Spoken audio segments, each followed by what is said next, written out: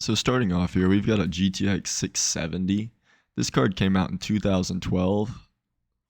It is now what is considered an old card. I used to love playing CSGO on this thing, but as you can tell, there's a lot of gunk in places there shouldn't be gunk, and a little bit of corrosion here and there.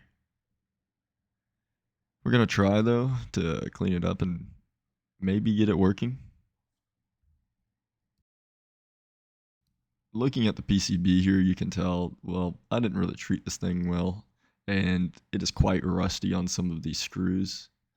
If you flip it over and look at the fan blower here, it's quite dusty. The back, quite dusty as well.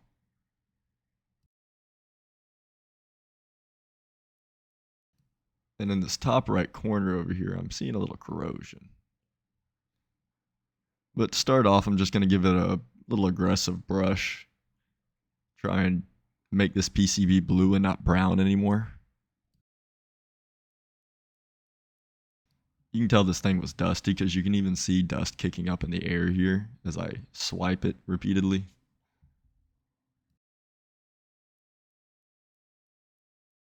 As you can tell, the core here is really not the color it's supposed to be, so I'll give that a really aggressive brushing. And if you look around the PCB here, you can see there are empty memory chip slots because this card only came with 2048 millibytes or 2 gigabytes of VRAM. And for some reason, they gave you open slots to put more VRAM.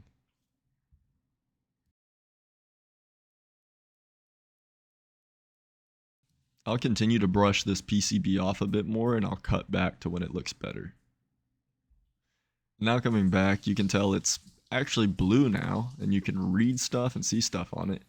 And looking closer into that corrosion in the corner, I'm really thinking we're going to have a problem with this, but we're going to just continue on for now and we'll test for shorts later.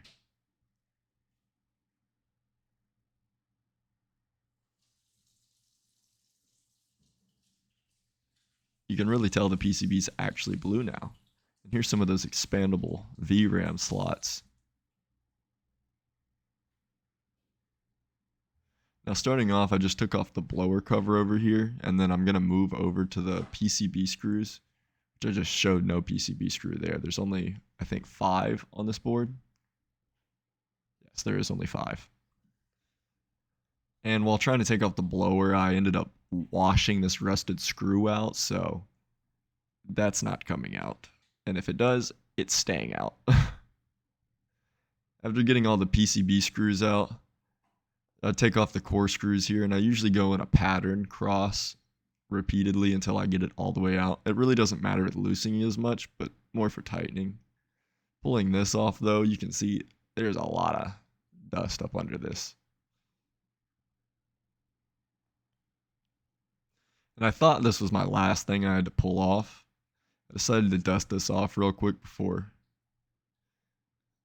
trying to pull the PCB. And then I tried to pull the PCB here, and I thought I had it. I thought it was just the back plate maybe stopping me. But turns out you have to unscrew that top right screw from the back plate, because that goes into the fan shroud. But after removing that, easy as that, we can just pull it right up. And this paste doesn't look too bad. You can see that solid strip of dust right there. The old heat sink. Some of the gunk built up a lot at the back. More expandable VRAM on this side for some reason. Maybe we'll try to do something with that later. Coming up on this back where the display ports are, you can see there is a lot of gunk. This is where everything was exhausting out, so it all just collected here.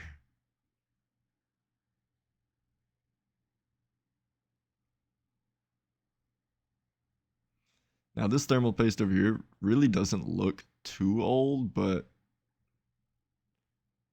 everything around it is dusty as can be, and the heatsink for some reason doesn't look that dusty, but as we flip it over, you'll find out why that is. So I usually clean thermal paste up with Q-tips. Usually 5 or 6 of them is enough. You can use isopropyl too if it's sticking too hard. Sometimes if the paste is really old, you might need a razor to scrape it off, but it's usually not too difficult to remove from the copper block. Usually comes more of an issue when you get to the GPU core.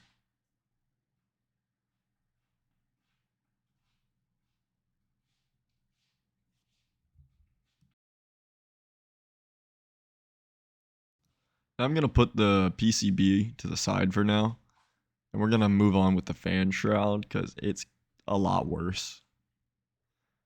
And I finally got this screw washed out. I just put a bigger screwdriver in it, pushed really hard, and just kept on washing it out more. But that's not going back in. Now pulling off the blower, you can see this thing is, well, not good looking.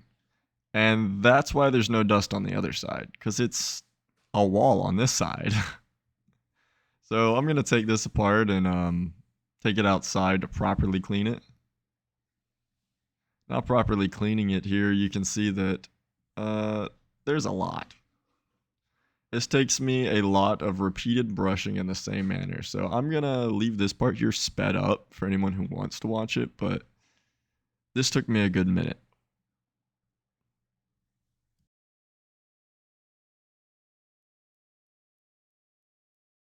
Now I quickly realized that removing this blower fan from the plastic underneath would have been a lot easier, but I left my screwdriver inside and I'm a little too lazy to go get it, so I already just decided I'm going to just do it.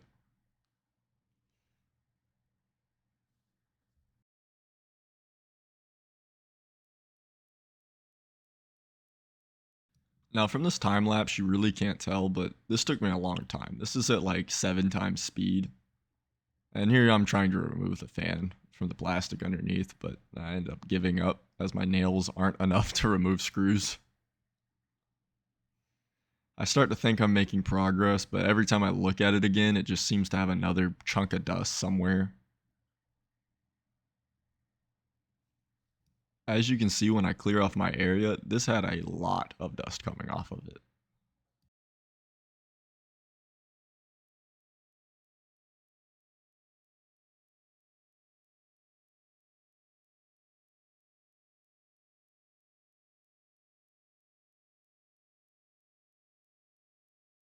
If y'all like music for these quiet sections and have any suggestions, then let me know in the comments below, as I don't really know what to put here yet and I don't want to force my music taste upon y'all.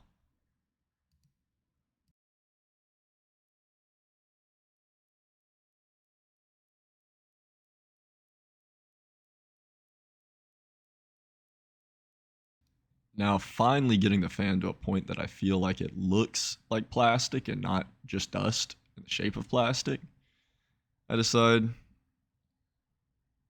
yeah, it's time to move to the heatsink. I clear the wire there of the fan and move to the heatsink. Now this thing is very bad. And I tried at first dusting it just with everything mounted in it and quickly realized that there's a lot of crevices and I just pull the heatsink out of it. The fan shroud itself cleaned up really easily. Not too many crevices, lots of flat spots, so it was quite easy to dust off. Get that looking new really quick. Now moving to the heatsink though, there is a lot of nasty in this. I decided to give it a go at maybe straightening a couple of these, but yeah, nah, that's not gonna work. And then right after this, I accidentally popped that off. We just put that back, act like that never happened. Now that that's clean, we just toss that back in the fan shroud if I can figure out which way it goes. Now we can put the fan and everything back in here. And like that, ignoring the sticker, it looks actually clean. Popping all the fan shroud screws back in. We've got that out of the way now, and we can finally move over to the PCB. It looks a lot better though. Now coming over to the PCB though, I get my Q-tips out again, and we're going to start removing this thermal paste. Q-tip really isn't hard enough to damage the core, so don't be afraid to swipe this thing as aggressive as you need to.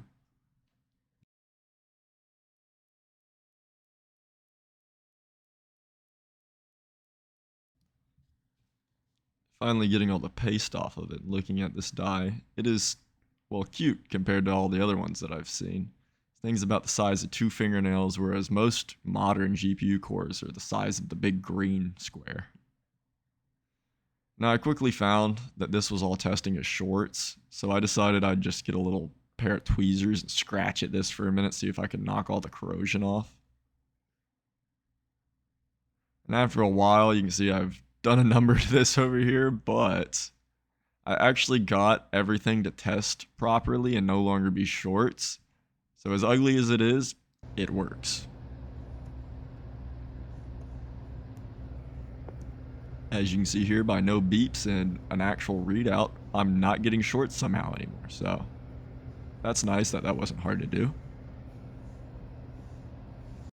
Now that the core is cleaned off and everything's properly dusted, we can get to reassembling this thing and repasting it. Now I like to use Thermalright TF7. You can use really anything you want, especially with an older card like this, it really doesn't matter. I just use TF7 for higher end cards usually, so I'm going to use it on this card too.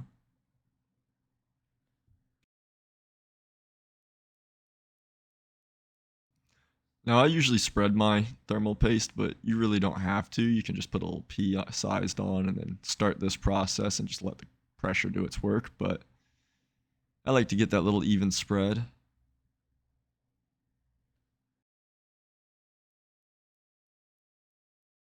Took me a little bit of struggling to line this PCB up, I don't know why. Now finally getting the PCB set on comfortably, you can see I did not line the heatsink up very well. So I just kind of push it around and make that work. And we start by putting on the core here. Once again, I do that pattern of left to right, and repeat it until it's all the way tightened down.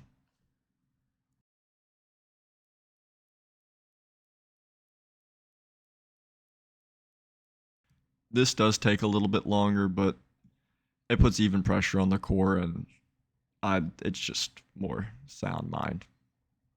Now finishing up the core here though, tightening the last screw here, which is actually already tight. We just got to throw in the PCB screws next.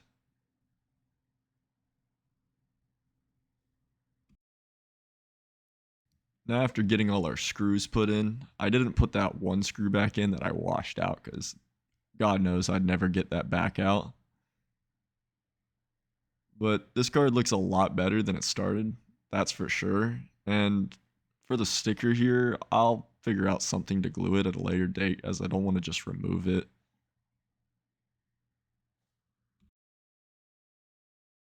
But I'm really surprised this card still works, and if you'd like it put up against maybe 1660 Supers, 2070 Supers, just to see where it stands against modern cards, let me know in the comments. And that's all for this video. Please leave a like, a comment if you've got some time, and subscribe, of course.